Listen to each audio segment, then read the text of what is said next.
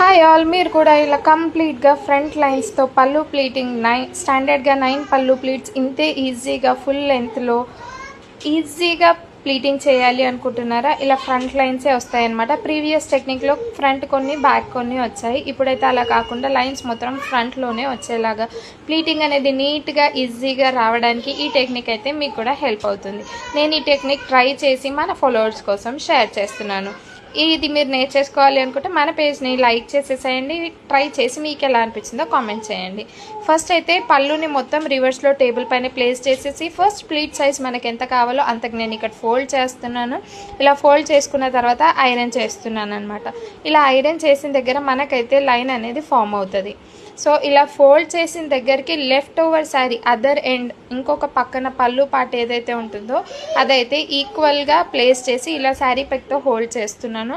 ఇలా హోల్డ్ చేసిన తర్వాత ఏదైతే మధ్యలో ఉంటుందో మధ్యలో ఇలా ఐరన్ చేస్తున్నాను అనమాట. అలా ఐరన్ చేయడం వల్ల అక్కడ మనకి ఇలా లైన్ అనేది ఫామ్ అవుతుంది. ఆ లైన్ దగ్గరికి remaining other end of the శారీని ఎండ్ నుండి మధ్యలోకి ఫోల్డ్ చేసి ఆ మధ్యలో ఆ ఫోల్డ్ వచ్చిన దగ్గర కూడా ఇలా ఐరన్ చేస్తున్నాను.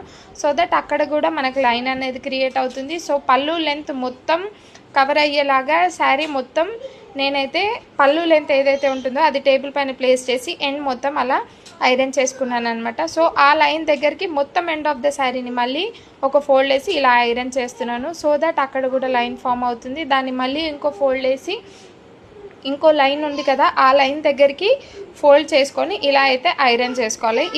ఇలా ఐరన్ చేయడం వల్ల పళ్ళు ఫ్రంట్ సైడ్కి లైన్స్ అనేది ఫామ్ అవుతుంది అనమాట. చూస్తున్నారు కదా, ఈ టెక్నిక్ అయితే చూడ్డానికి కొంచెం టిపికల్గా ఉన్న మనకి పళ్ళు లెంత్ అనేది చాలా ఈజీగా నీట్ అండ్ క్లియర్గా స్టాండర్డ్గా 9 పళ్ళు ప్లీట్స్ వస్తాయి అనమాట. సో ఇదైతే ఫ్రంట్ ప్లీట్ ఏదైతే ఉంటుందో అది కూడా నేను మిడిల్లోకి పెట్టి ఐరన్ చేశాను. అండ్ నెక్స్ట్ ఆ పళ్ళు ఫోల్డ్ చేసిన దాన్ని ఇంకో ఫోల్డ్ వేసి ఇలా ఐరన్ చేస్తున్నాను అనమాట. ఆ ఫోల్డింగ్ని డబుల్ ఫోల్డ్ వేసి ఫైనల్గా మధ్యలో గైడ్ లైన్ ఏదైతే పెట్టుకున్నామో అక్కడి వరకే వచ్చేలాగా ఇలా ఫోల్డింగ్స్ వేస్తూ ఐరన్ చేయాలన్నమాట.